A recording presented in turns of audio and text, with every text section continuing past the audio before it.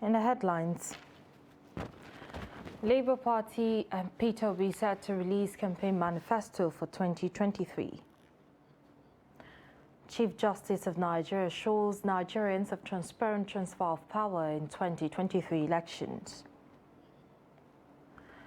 Nigeria Railway Corporation to resume Abuja-Kaduna rail operation on Monday. And lastly, on the foreign scene, Indonesia Mount Semeru volcano alert raised to highest level. Hello and welcome to Trust Navy News Updates. I am Martia Umar.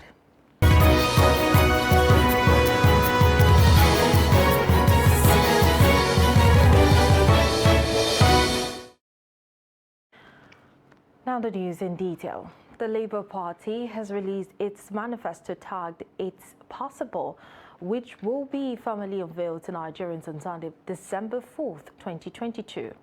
The head of media of Presidential Campaign Council of the party, Diron Nifade, said Peter Obi was part of those who produced the manifesto, unlike other parties where the candidates have no idea of the content of such document.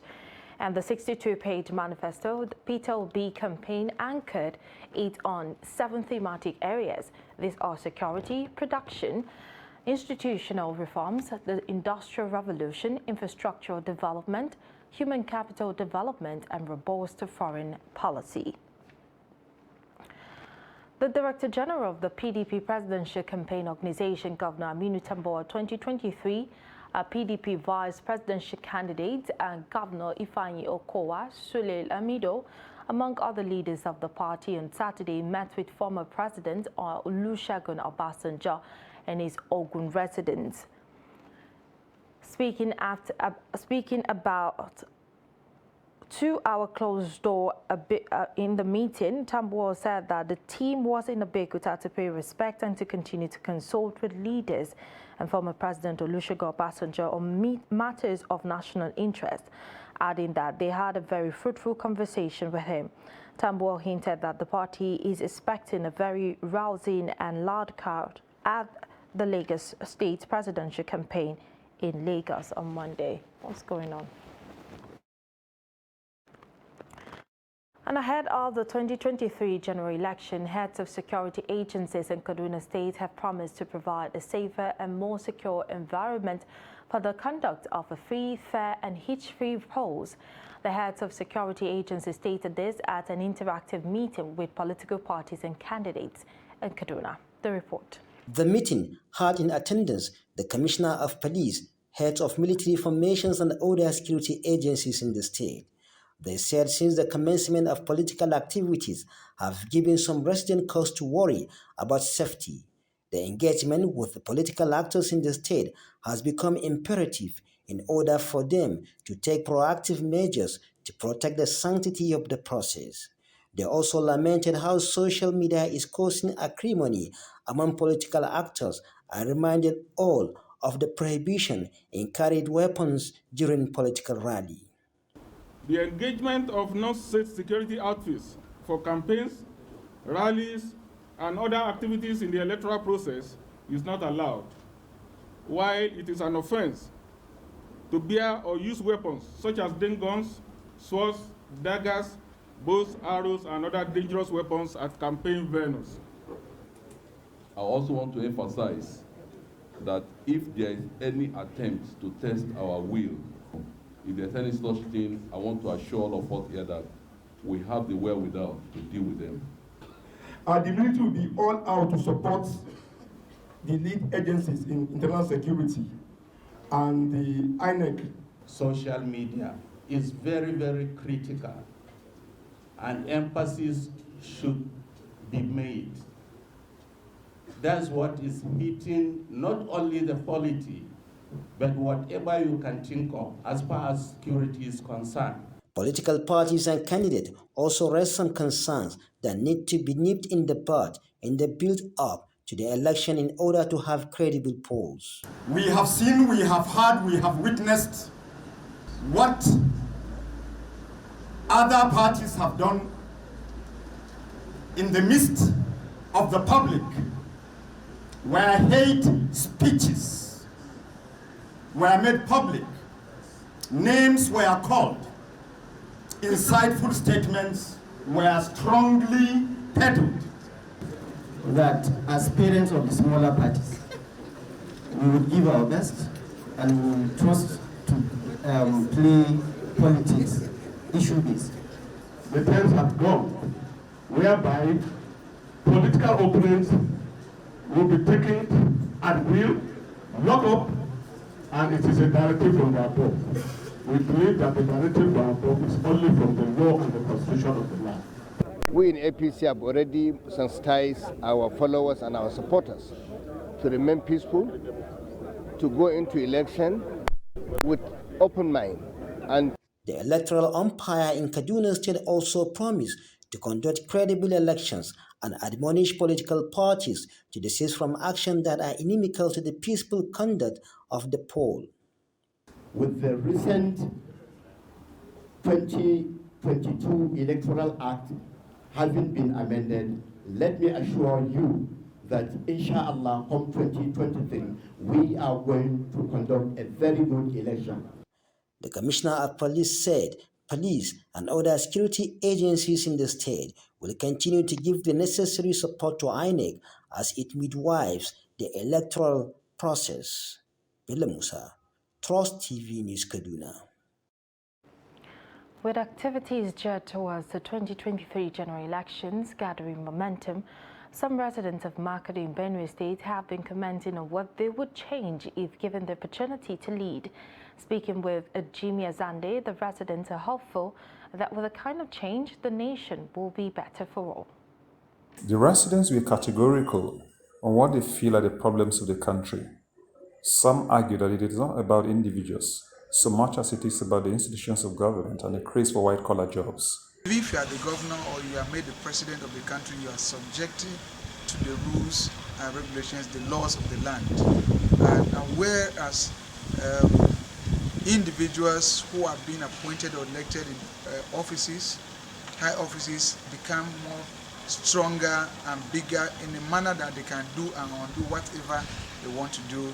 I think that's where we are getting it all wrong, and that is causing us huge problem and underdevelopment. So if I'm given the opportunity to change anything in this country, is to strengthen institutions above individuals. If given the opportunity in this country,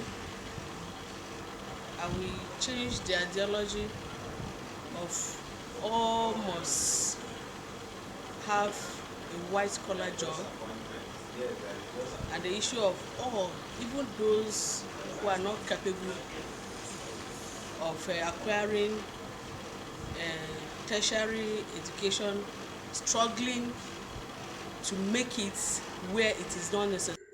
For others, the leadership recruitment process and the security architecture of Nigeria need a total overhaul. Okay, if I have the opportunity to change one thing in this life, is our leadership selection process in Nigeria.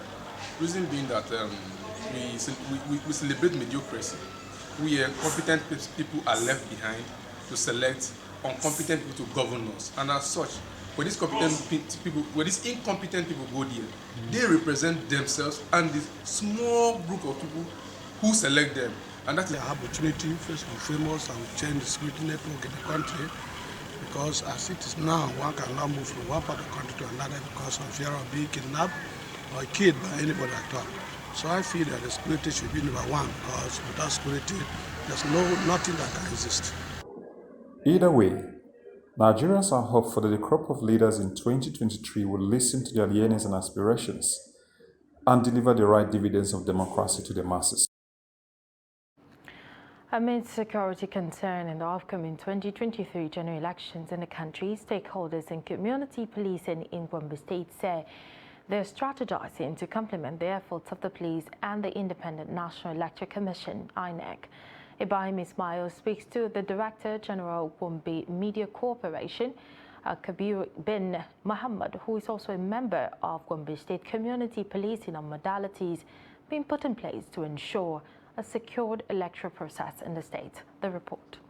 Recently, there have been reports of attacks on offices of the Independent National Electoral Commission, INEC, in some states across the country. the most recent being an attack on the Commission's office at Olu local government area of Imo State. With this development, stakeholders in the country are concerned about the safety of people and electoral infrastructure for the upcoming 2023 general election, a situation that has gotten the Gombe State Community Policing Committee on its way. Well, first you have to come and ease police of other hardships.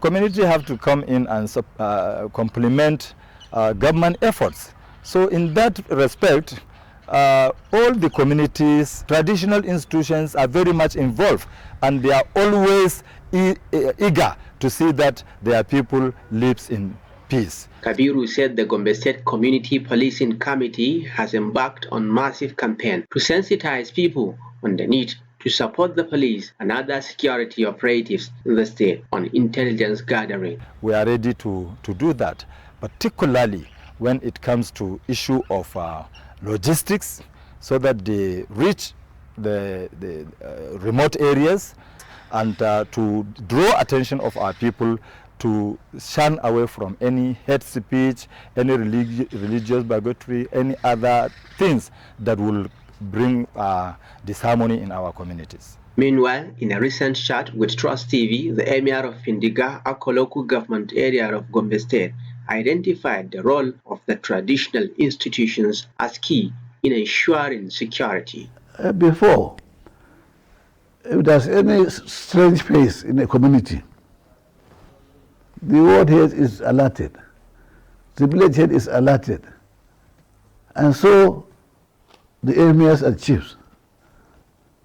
Otherwise, as it is today, you have no right to talk to people. We only report out to the police that something is happening in that community.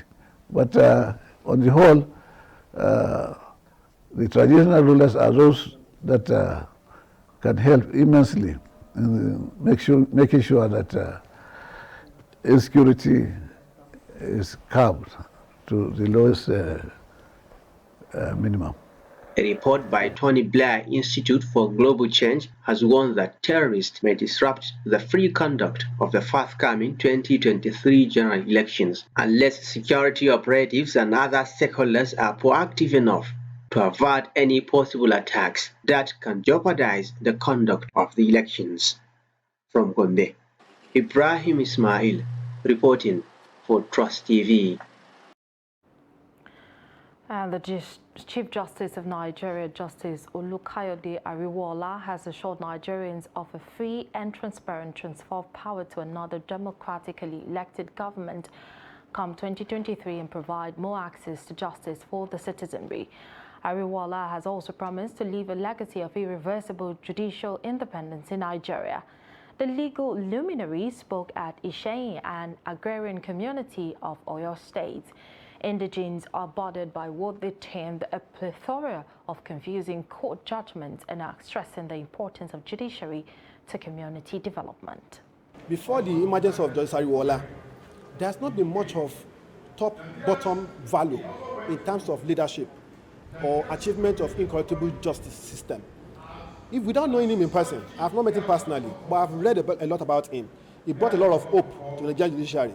Every person say well of him that he's point blank, he's a righteous person, he speaks the truth no matter what. And having that alone, I believe even judges at magistrate court, at customary court, we need to live from that. If the head is clean and is incorruptible, then it's become an inspiration for other judges down there. But if judges see that the top is, without mentioning name, the past CJN, the kind of information, the news we heard about CJN collecting gifts, grafts, is not encouraging for judiciary. The leadership problem is the major challenge for judiciary in Nigeria. But we are hoping that this new leadership is going to change a lot of things. The judges or all the stakeholders in the justice system, if they are playing their role the way it's supposed to be played, let's start with the judges. They have to ensure that they dispense justice without favoritism, without ill will, and without sentiment. Once judges are ready to do that, because the problem we really have in Nigeria is not about the laws. We have a lot of laws, but the problem is enforcement. The politicians have a role to play too, and the role should be to make sure that they don't influence monetarily the judiciary system. They should be able to work independently like the executive and the legislative arms of the government. So with these people will be able to do, because without the judiciary, and even without, for the community development like the topic implies, if people want to invest and they realize that, okay, if they feel like somebody cheated them or something, even foreigners, if they don't have a strong judiciary system and independent judiciary system, they will be scared to come and invest in our life. In the community is where anybody elected into the Green Chamber can make a difference. Whether you want to make a difference in education, you want to make a difference in health, you must belong to that committee. If I'm to serve in the committee of, say, judiciary, the best I could do is to look at what are the challenges they're facing right now. And when we're talking about the challenges they're facing right now, the autonomy we're talking about, the independence of judiciary, the working environment. So at a committee level, we need to look at this and see why we are where we are right now. So what can we do? We need to look at it and partner with the federal government, with the system, to make sure that we fix all this. So why won't they have their own budget on their own? The governors of the 36 states of the Federation have said they are surprised at the accusations leveled against them by the Minister of State for Budget and National Planning, Clement Agba, over Nigeria's poverty index. The federal government, through the National Bureau of Statistics in November, said 130 million Nigerians are poor, representing 63% of the nation's population. The minister had, after the Federal Executive Council meeting on Wednesday, told journalists that the federal government's social investment plan had not impacted optimally because of a lack of cooperation from the state governors. According to Agba, the governors concentrated on executing bogus projects rather than improving lives in the rural areas. But reacting in a statement signed by the Director of Media and Public Affairs, Nigeria Governors Forum Secretariat, Abdulrazak Balloba Kindo, the governors described the minister's comments as unnecessary and diversionary, saying they represent a brazen descent into selective amnesia. According to them, the assertion by the minister that the rural populace had been abandoned by governors is not only preposterous and without any empirical basis, but also very far from the truth. You're watching Trust TV News updates. Coming up shortly, we'll take a look at high praises for paternity leave. Details of the story and more. Just stay with us.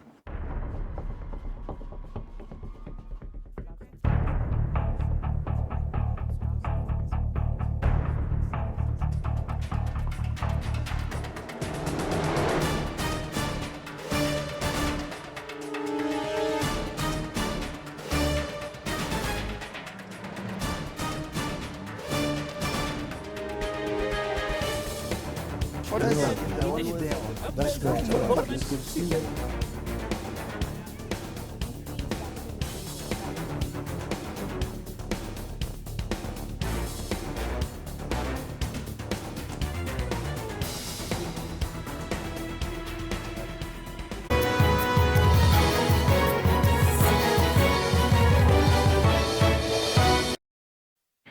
Welcome back. Thank you for staying with us. You're still watching the news updates on Trust Television. A reminder of our top stories.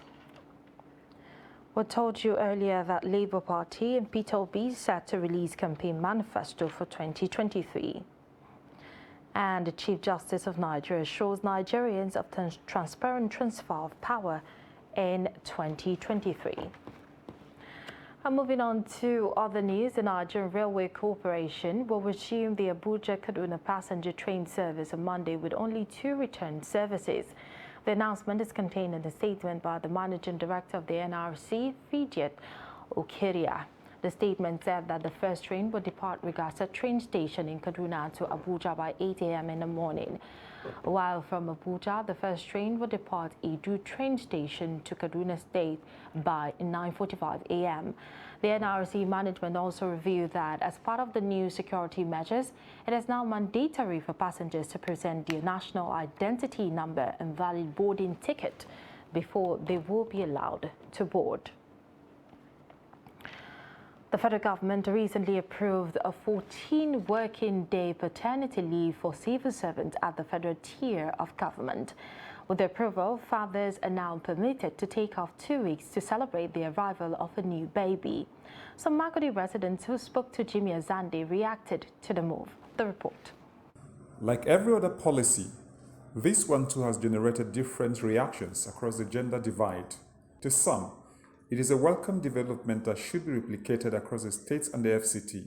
It's not just the women alone that get stressed during this period, transition from pregnancy to childbirth, the early infant stage, getting to when the child begins to work. And to walk rather, it's a tough time for both parents. The mother needs, most times you find out that the child keeps the mother awake almost through the night. Many of them, babies are just funny. They just have a way of just staying awake through the night and falling asleep at the early hours of the day. Going forward, the men, I'm sure they are also excited. You know, having to stay with their wife after delivery and caring for the child.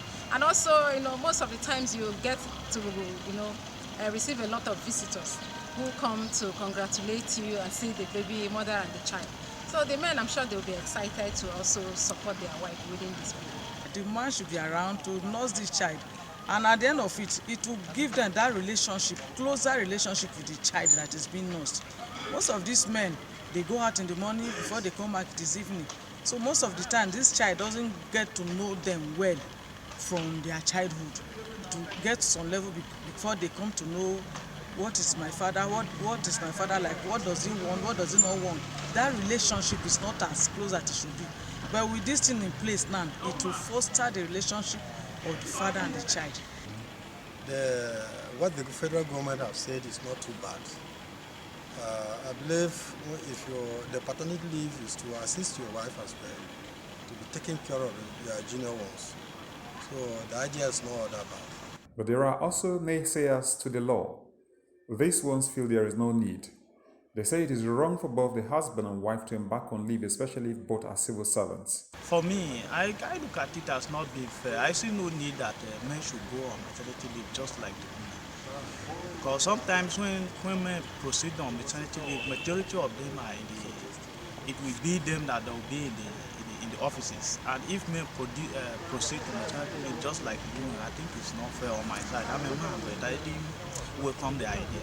The head of the Civil Service of the Federation, in a circular, explained that the leave shall not be more than once in 2 years and shall be for a maximum of 4 children. The federal government has expressed its plan to bring investment to different sectors of the economy to reduce Nigeria's reliance on debt.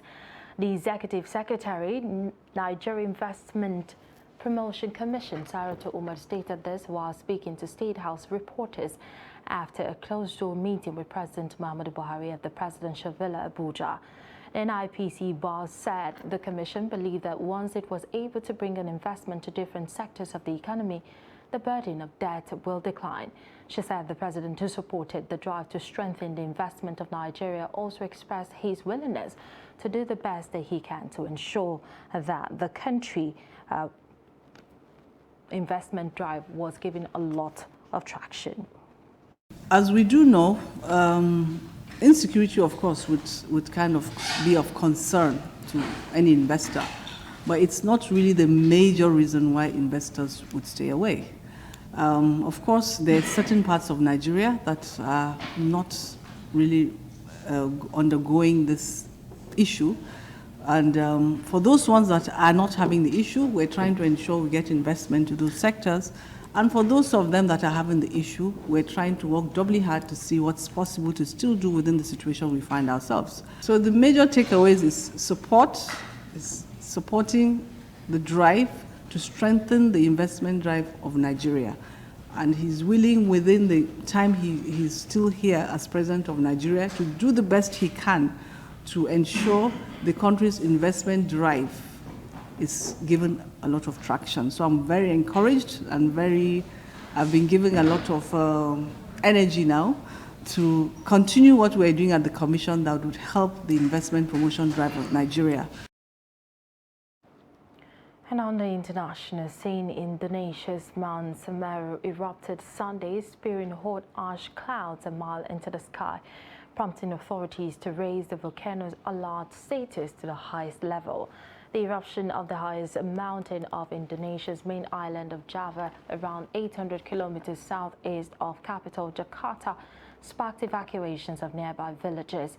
Volcanology and Geological Disaster Mitigation Center spokesperson Hendra Gunawan said the increased threat level means the danger has threatened the people's settlement and the volcano's activity has escalated. No casualties or injuries were immediately reported after the eruption, but Gunawan warned nearby residents not to travel within 8 kilometers of the crater after the threat level was raised to 4. And in sport, Gabriel Jesus and Alex Telles have been ruled out of the rest of the World Cup after picking up injuries in Brazil's 1-0 defeat by Cameroon on Friday.